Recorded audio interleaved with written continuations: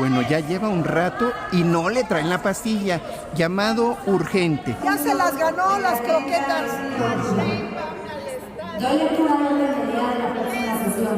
A mí me habían contado que la cabildera de Washington estaba verdaderamente fuera de sí, pero miren, realmente es real. Es real lo que dicen en las redes. No razona, no debate, grita, no respeta, no enaltece la función de ser senadora. Mírenla, véanla. Si ella tuviera esos niveles de popularidad, acudiría al estadio encantada. Sin embargo, le huye al estadio porque le da pavor enfrentar el desprecio y el reclamo de los buenos ciudadanos mexicanos. La presidenta tenía razón porque no cayó en provocaciones ni respondió con estridencias. En un estadio lleno, sabe que ahí la van a repudiar. Pregúntenles a algunas senadoras o senadores, los que se ponen la camisa de TV Azteca. Celebro que le dio pavor ir al estadio y que no estará ahí porque Sheinbaum no representa a nosotros, los mexicanos de bien. ¿Qué opinión considera usted que tiene el señor Ricardo Salinas Pliego sobre sus empleados? Ya no tiene empleadas en el Poder Judicial, ya no tiene empleadas en el INE. Por eso están que arden de desesperación porque va a tener que pagar la deuda con el pueblo de México. Y sus empleadas se acaban gritando de desesperación, pero se le acabó a este racista insolente y a sus empleadas. No tienen patria ni matria, son empleados de Salinas Pliego. ¡Qué vergüenza para el PAN! Queridas familias mexicanas, ¿quién lo iba a decir?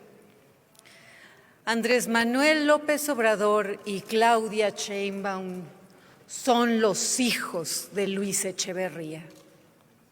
He aquí en la bancada de los mafiosos a los hijos de Luis Echeverría.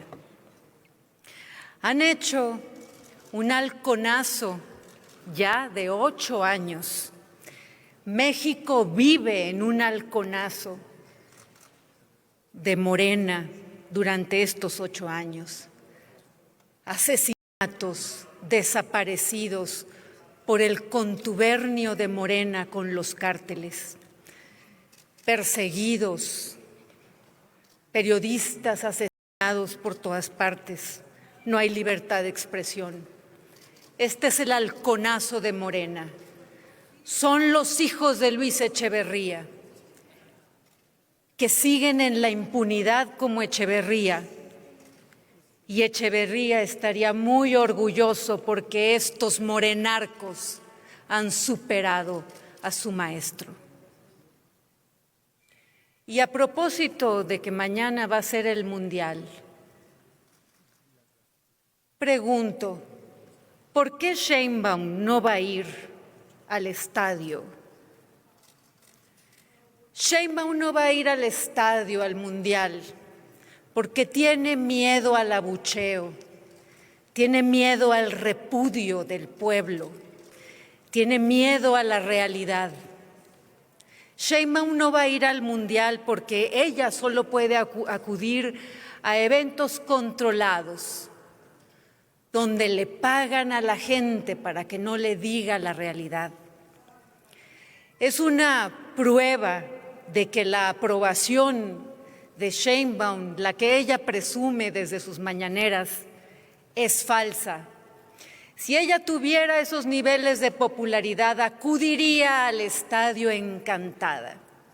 Sin embargo, le huye al estadio porque le da pavor enfrentar el desprecio y el reclamo de los buenos ciudadanos mexicanos. Ha aprendido Sheinbaum en algunas ocasiones en que la han interceptado algunos ciudadanos, ha aprendido que solo recibe reclamos, el enojo y la furia de muchos mexicanos, de millones de mexicanos que están hartos de la ineptitud y de los acuerdos mafiosos de Morena con los cárteles. A lo que ha llegado Sheinbaum es a callar a la gente cuando le reclaman y sabe que ella no puede hacer así, cállense, en un estadio lleno. Sabe que ahí la van a repudiar. Sheinbaum no va a ir al estadio, al Mundial, a pesar de que es sede, porque no está a la altura de la investidura, porque no tiene la categoría de enfrentar con dignidad el reclamo de los mexicanos. El mundo va a constatar la ausencia de la presidenta de México en la sede mundialista. Y se preguntarán por qué en otros países. Yo celebro que Sheinbaum no va a estar en ese estadio, porque el gobierno de Sheinbaum no es legítimo, porque llegó al poder con dinero del crimen organizado, porque llegó financiado por los cárteles. Celebro que le dio pavor ir al estadio y que no estará ahí, porque Sheinbaum no representa a nosotros, los mexicanos de bien. Con su permiso, Presidenta. Nadie que ame profundamente a México podría votar en contra de los dictámenes el día de hoy. Nadie. Excepto, claro, si quienes van a votar en contra son quienes normalmente se ponen las camisas de las traidoras, o son quienes se ponen las camisas de la Comunidad de Madrid, ¿por qué no, verdad? O son quienes se ponen la camisa del cártel inmobiliario, o son quienes se ponen la camisa del narcogobierno de Felipe Calderón, o por qué no, ¿verdad? Pregúntenles a algunas senadoras o senadores los que se ponen la camisa de TV Azteca. En fin, la camisa de la corrupción. Si no, pregúntenle a Fernando Flores y sus 500 millones de pesos en contratos que hoy sabemos que obtuvo de forma ilegal. Pero en Morena, como nosotras y nosotros sí jugamos por México, nos ponemos la camisa de nuestra selección, la de México. Y hoy más que nunca les vengo a decir que se equivocaron. La presidenta tenía razón. La presidenta tenía razón porque no cayó en provocaciones ni respondió con estridencias, ni cayó, por supuesto, en la lógica de la confrontación. La presidenta tenía razón porque sabía que existían distintos actores dentro del gobierno estadounidense participando en la discusión. Y gracias a esa razón de la presidenta, hoy observamos interlocución institucional y más cercana. Para que aprendan, señores de la oposición, la política exterior no se conduce desde las emociones y menos desde las redes sociales. Quien fijó una postura pública relevante fue el propio secretario de Estado, Marco Rubio, una de las voces más importantes de la política exterior estadounidense, y confirma que tenemos una conversación con cauces diplomáticos. Lo confirma también el tono que ha mostrado el embajador de Estados Unidos, y esto habla de que cuando México habla con firmeza, eso que les falta a ustedes, pero con respeto, encuentra interlocución. La Asamblea Informativa del 31 de mayo envió un mensaje contundente. México está unido cuando se trata de defender los intereses. La capacidad de convocatoria de la presidenta de México mostró fortaleza política. Por eso la presidenta llega a cualquier negociación respaldada por una amplia legitimidad. Cuando México habla con una sola voz, cuando México habla con la voz del pueblo, la capacidad de negociación aumenta. Yo quiero pedirle a la presidenta de la mesa que nos regale una moción de ilustración que nos va a permitir ver con toda claridad un discurso épico para que los compañeros y las compañeras de la oposición aprendan. Hace 30 segundos. Disculpe. 40. Su tiempo ya terminó, era 2,5 minutos. De acuerdo, entonces concluyo. ¿No? Nuestro grupo parlamentario, por supuesto, va a aprobar los dictámenes y desearle lo mejor a quienes tendrán esta responsabilidad diplomática. Ustedes, hoy les digo de frente, representan el odio. Ustedes representan y festejan con camisas de quienes traicionan a nuestra patria. Nosotros, en cambio, representamos amor y representamos esperanza. Y un dato, nada más, un dato para quien vino aquí a mentir a tribuna: el 40% de los nombramientos de Enrique Peña Nieto fueron a embajadores que no tenían servicio exterior. Muchas gracias, presidenta, y ¡que viva México! Con su permiso, presidenta. Iniciamos con esta frase: la no violencia es la mayor fuerza de la humanidad. Mahatma Gandhi. El 10 de junio no se olvida y ha dejado el gran legado de que nunca más la violencia y la represión. Nos debemos a esa lucha de las y los estudiantes. Querida presidenta, me gustaría ilustrar el pensamiento de derecha que promueve la violencia. Es más rudo. Este violento que es aplaudido por sus empleados está incitando a la violencia, porque ese es su pensamiento, el pensamiento de derecha conservadora, que quisieran que saliéramos a reprimir, pero no, la no violencia ante todo, la forma pacífica, como lo convoca. Permítame, diputado. Sí, adelante. La diputada Bernal, ¿con qué objeto, diputada? Para hacerle una pregunta al orador, presidenta. ¿Acepta la pregunta de la diputada Bernal? Claro que sí, muchísimas gracias. Adelante, 1 minuto para formularla. Muchas gracias. Me gustaría que el orador nos comentara qué opinión considera usted que tiene el señor Ricardo Salinas Pliego sobre sus empleados. El violento siempre es racista. Y aquí hay mucho alarde porque sus empleadas también de ustedes piensa eso. Los comparan con animales. ¿Por qué? Porque no le han podido dar resultados. Les fallaron cuando quiso evadir impuestos.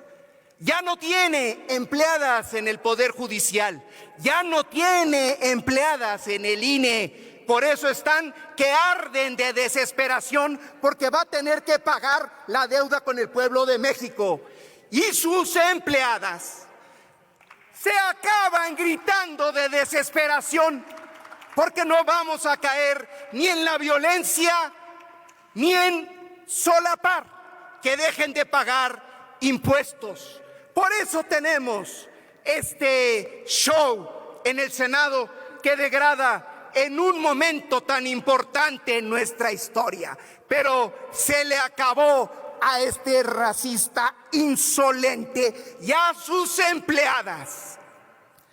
Señora presidenta, quisiera yo ilustrar también, para poner en contexto y demostrar una segunda frase, también de Mahatma Gandhi. La verdad y la no violencia son inseparables. La verdad y la no violencia. Y quisiera recordar lo que aconteció en la historia del estado de Coahuila, porque es muy peligroso el entreguismo y la traición y la compra del voto. ¿Por qué no debemos dejarlo pasar y denunciar de este último reducto de la corrupción electoral? Si me permite, también la Adelante. diputada Bernal. Muchas gracias, presidenta. La verdad es que está muy interesante lo que comenta el compañero diputado y a mí me gustaría que nos siguiera ilustrando con información valiosa. Ahora que se practicó la violencia y compra del voto, sin duda, en Coahuila, ¿qué ejemplo recuerda en la historia donde se traicionó a nuestra soberanía? Si nos lo pudiera exponer, por favor, diputado. Es cuanto con mi pregunta. Con mucho gusto. Adelante. Pero de igual manera, esta vez no les traje una camiseta. Ese es puro show. Les traigo lo que nunca utilizan: la ignorancia de la derecha sobre nuestra historia es infinita. La Gran Tentación, 2008. El autor es Andrés Manuel López Obrador. Y quisiera pedirle, porque sé que no leen, que pudiera darnos una moción de ilustración sobre la página 63. Si la Secretaría pudiera hacernos el favor de leer un planteamiento escrito desde el 2008 en este documento. Adelante, para que pueda dar lectura a lo que está solicitando el orador. Gracias, secretaria. Sonido en la tribuna.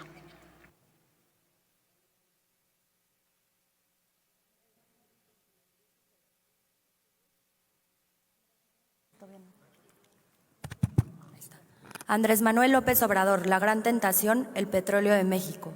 Recordemos que el derrocamiento de Madero, además de la intervención del embajador estadounidense, fue llevado a cabo por grupos internos de la derecha, que incluso habían promovido previamente una campaña de desprestigio que consistía en ridiculizarlo en los periódicos hasta el punto de tratarlo como loco y espiritista.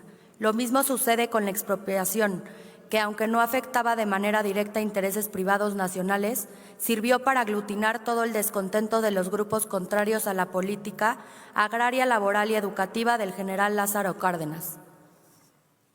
Es todo, presidenta. Continúe. El día de hoy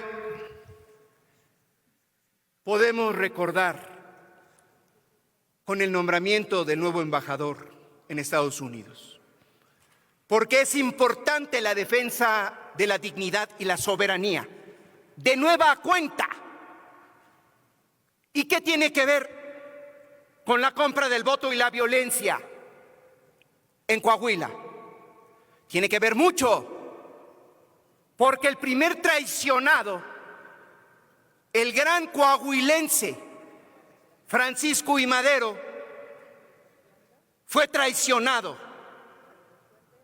por los que fueron a entregar su posición, a arrodillarse en ese entonces con el embajador norteamericano. Por fortuna pasaron algunos años y el general Lázaro Cárdenas del Río, junto con el presidente Franklin Delano Roosevelt, llegaron a un entendimiento en el contexto de la Segunda Guerra Mundial. Y ese entendimiento tuvo que ver con el reconocimiento de nuestra soberanía energética. El petróleo continuó en manos de México y se llegó a un acuerdo por la vía diplomática para que se indemnizara a esas empresas. Este ejemplo lo estamos reproduciendo hoy con la certeza, con la certidumbre. Se repite la historia. Hoy 4.600 millones de dólares se aumentan al plan de inversión en México de Mercado Libre, tan solo hoy en la mañana. Por eso, los que están convocando a la inestabilidad, a la violencia, no tienen patria ni matria. Son empleados de Salinas Pliego. ¡Qué vergüenza para el PAN!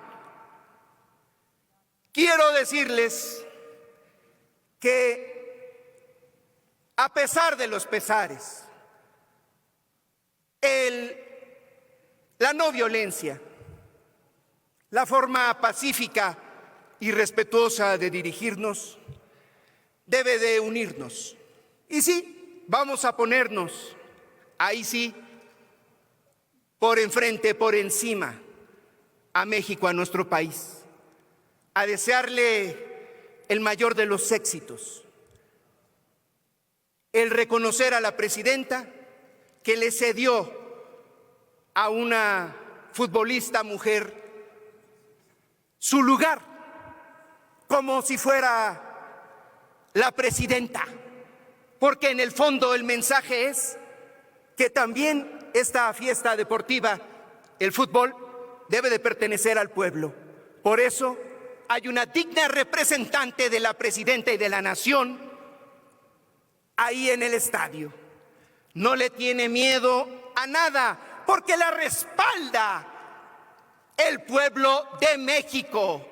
Por eso, en donde esté la presidenta, le decimos: muchas gracias por defender la dignidad.